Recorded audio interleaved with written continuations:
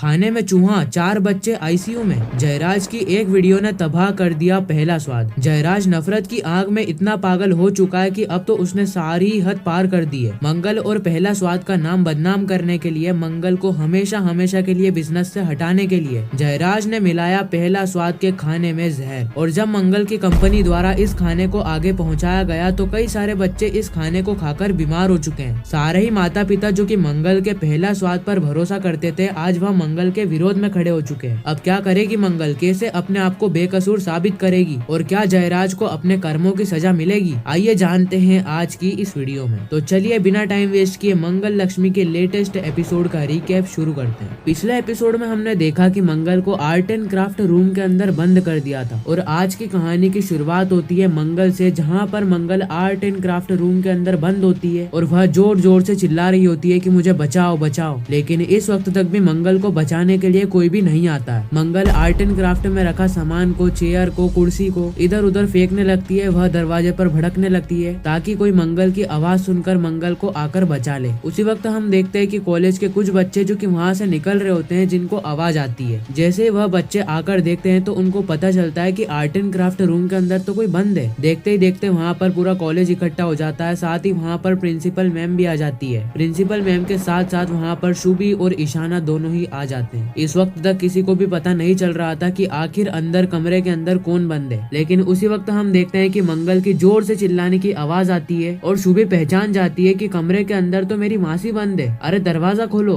बहुत लोग दरवाजा तोड़ने की कोशिश करते हैं लेकिन किसी से भी दरवाजा नहीं टूटता है। लेकिन इस वक्त तक हम देखते हैं कि ईशाना वहाँ पर खड़ी खड़ी सारी चीजें देख रही होती है। ईशाना को बिल्कुल भी समझ में नहीं आ रहा होता है कि आखिर मेरी मम्मी कमरे के अंदर बंद कैसे हो गई। मैंने जब दरवाजा लॉक किया था तो मैंने चेक तो किया था कि अंदर कोई है या फिर नहीं है, लेकिन फिर भी मेरी मम्मी कमरे के अंदर कैसे बंद हो गई। खैर ईशाना मन ही मन में सोच रही होती है और वह ये सारी ही बातें किसी को भी नहीं बताती है, क्योंकि अगर किसी को भी पता चला तो ईशाना का पूरी तरीके से पर्दाफाश हो जाएगा। ईशाना की सभी के सामने बहुत ही बुरी वाली बेइज्जती हो जाएगी। उसी वक्त हम देखते हैं कि वहाँ पर वह लड़का आता है जिसने शुभी की मदद करी थी। शुभी वापस से उस लड़के से कहती है कि मेरी मदद करो, अरे मेरी मासी कमरे के अंदर बंद हो चुकी है। तभी हम देखते हैं कि वह लड़का फायर एक्सटिंग्विशर को निकालता है और उससे दरवाजे को तोड़ देता है। जैसे ही वह दरवाजा तोड़ता है, मंगल को वह सेफली बाहर लेकर आता है और मंगल और शुभी दोनों ही गले मिलते हैं। मानो इस वक्त तक मंगल की जान में जान आई थी, नहीं तो इस वक्त तक मंगल की पूरी तरीके से हवा टाइट हो चुकी थी। मंगल को बिल्कुल भी समझ में नहीं आ रहा था कि आखिर वह इस कमरे से कैसे बाहर निकलेगी, क्योंकि ना ही फोन के अंदर नेटवर्क था और एक तो यह रूम भी इतनी कोने में है कि कोई सुनेगा भी नहीं। खैर अगर मंगल अंदर बैठे बैठे शोर न मचाती तो गेट आकर कोई खोलता भी नहीं। खैर देर आए दुरुस्त आए, मंगल कमरे से बाहर तो निकल जाती है और मंगल को देखकर ईशाना, शुभी सभी लोग बहुत ज्यादा खुश हो जाते हैं। प्रिंसिपल मैम मंगल से कहती है कि मंगल इन सभी चीजों के लिए हम आपसे माफी चाहते हैं, हमारे गलत बिहेवियर के लिए हम आपसे क्षमा चाहते हैं। हमें नहीं पता था कि आप इस कमरे के अंदर बंद हो जाओगी, और वैसे भी यह आपका पहला दिन है और आपके पहले दिन के अंदर हम नहीं चाहते थे कि आपके साथ कुछ भी गलत हो, लेकिन पता नहीं आप इस कमरे के अंदर बंद कैसे हो गई, आपको पता है क्या?